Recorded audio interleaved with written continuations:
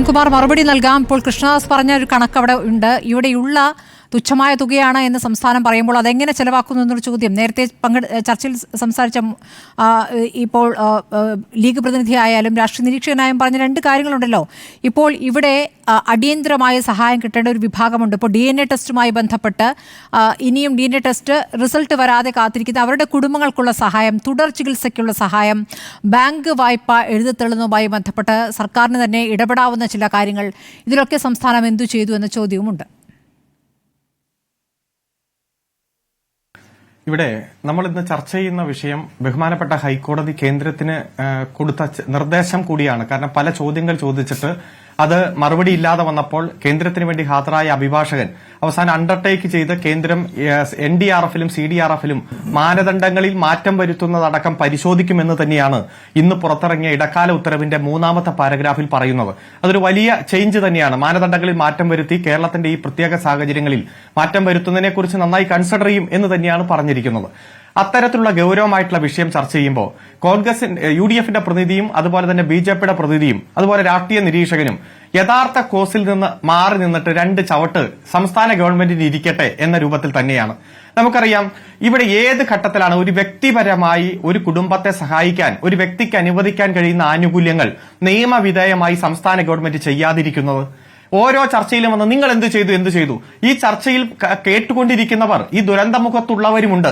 അവർക്ക് കൊടുത്ത കാര്യങ്ങൾ ഓരോ ദിവസവും അങ്ങ് വിളിച്ചു പറയിപ്പിക്കേണ്ടി വരുന്ന സാഹചര്യം മനഃപൂർവ്വം ഇവർ സൃഷ്ടിക്കുകയാണ്. ഇവിടെ കൃത്യമായി ഓരോ കുടുംബത്തിനും ആദ്യം കൊടുത്ത സഹായം എത്രയാണെന്ന് നിങ്ങൾക്കറിയാം.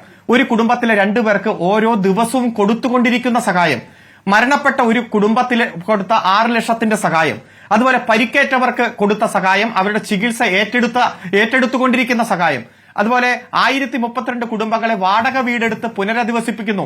ആ വീടുകൾക്ക് കൊടുത്തുകൊണ്ടിരിക്കുന്ന വാടക, ഇതെല്ലാം മുഖ്യമന്ത്രിയുടെ ദുരിതാശ്വാസ നിധിയിൽ നിന്നും SDRFൽ നിന്നും മാനദണ്ഡങ്ങൾക്ക് വിധേയമായി അനുവദിക്കാവുന്ന തുകയും കൊടുത്തുകൊണ്ടിരിക്കുന്നു. പിന്നെ ഇവിടെ ലീഗിന്റെ പ്രതിനിധി പറയാണ് സ്കൂളുകൾ എല്ലാം കുട്ടികളുടെ വിദ്യാഭ്യാസം 1 മാസത്തിനുള്ളിൽ മുഴുവൻ കുട്ടികൾക്കും സ്കൂളിൽ പോകാനുള്ള സാഹചര്യം ഒരുക്കി. അത്തരത്തിൽ ചെയ്യാവുന്നതിന്റെ മാക്സിമം ഗവൺമെന്റ് ചെയ്തു. ഗവൺമെന്റിനെ സംബന്ധിച്ചിടത്തോളം ആ ദുരന്തമുഖത്ത് നിൽക്കുന്നവരുടെ കണ്ണീരൊപ്പുക എന്നത് തന്നെയാണ് ലക്ഷ്യം. പക്ഷെ ഇവിടെ ചില മാനദണ്ഡങ്ങളുണ്ട്. ഒരു വീട് നഷ്ടപ്പെട്ടാൽ ആകെ കൊടുക്കാൻ കഴിയുക 1,20,000 1 കിലോമീറ്റർ റോഡ് നഷ്ടപ്പെട്ടാൽ കൊടുക്കാൻ കഴിയുക 75,000. എങ്ങനെയെങ്കിലും ആ 1,20,000 കൊടുത്ത് നിങ്ങൾ വീട് പണതോ എന്നാണോ പറയേണ്ടത്? അങ്ങനെ പറഞ്ഞാൽ ആ കുടുംബത്തിന് എന്ത് ചെയ്യാൻ കഴിയും? എല്ലാം നഷ്ടപ്പെട്ടവരല്ലേ. അപ്പോൾ കൃത്യമായി സ്ഥലം കണ്ടെത്തി അവിടെ കൃത്യമായി ഒരു ടൗൺഷിപ്പ് പണിയാനുള്ള പാക്കേജ് ഉണ്ടാക്കി, പ്ലാൻ ഉണ്ടാക്കി, കൃത്യമായി എല്ലാവരെയും പുനരധിവസിപ്പിക്കണം. അവിടെ ആവാസ വ്യവസ്ഥ സംരക്ഷിക്കണം. അതിന് ഓരോരുത്തരെയും കാണണം. ഏത് തരത്തിലുള്ള പുനരധിവാസമാണ് നിങ്ങൾ ആഗ്രഹിക്കുന്നത് എന്ന് ചോദിച്ച് മൈക്രോ പ്ലാൻ ഉണ്ടാക്കണം. ഇത്തരത്തിലുള്ള പ്രക്രിയയുമായിട്ട് മുന്നോട്ട് പോയിക്കൊണ്ടിരിക്കുകയാണ്. നിങ്ങൾക്ക് എല്ലാം അറിയാം, state level crisis management committee നിരവധി തവണ യോഗം ചേർന്നു. 30 പ്രോപ്പർട്ടി കണ്ടെത്തി. കാരണം അവിടെ ദുരന്തം അനുഭവിച്ച ജനങ്ങളെ ഒരുമിച്ച് പാർപ്പിക്കാൻ കഴിയുന്ന പാകത്തിലുള്ള സ്ഥലം കണ്ടെത്തി. 30 പ്രോപ്പർട്ടി, അതിൽ നിന്ന് 10 എണ്ണം ഏറ്റവും അനുയോജ്യമായിട്ട് കണ്ടെത്തി. അതിൽ നിന്ന് 2 എണ്ണം ഐഡന്റിഫൈ ചെയ്തു. അത് റവന്യൂ പ്രോപ്പർട്ടിയാണെന്നാണ് ഗവൺമെന്റിന്റെ ക്ലെയിം.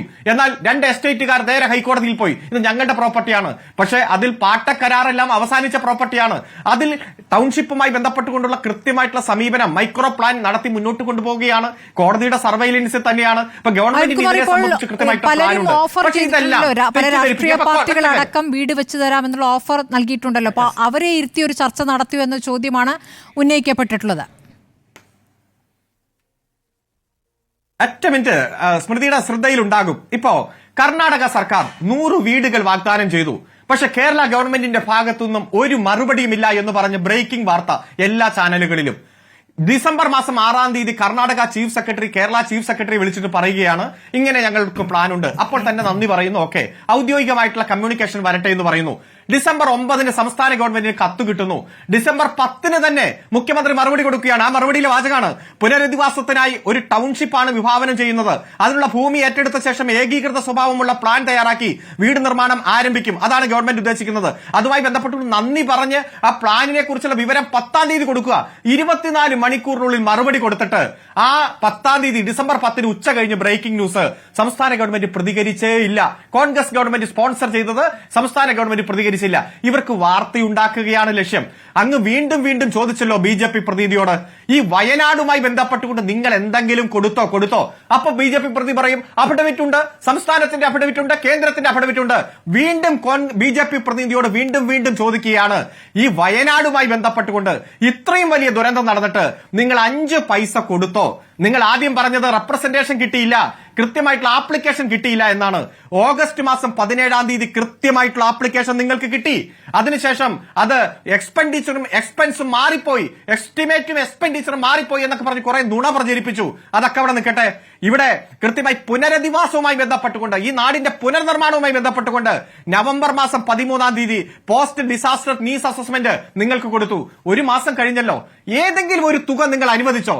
ആ അനുവദിച്ച തുകയിൽ നിന്ന് സംസ്ഥാന ഗവൺമെന്റ് നയാ പൈസ ചെലവഴിച്ചതിൽ നിങ്ങൾക്ക് സംശയമുണ്ടെങ്കിൽ ഉന്നയിക്ക്. അത് നമുക്ക് ചർച്ച ചെയ്യാം, പോസിറ്റീവായിട്ട് ചർച്ച ചെയ്യാം.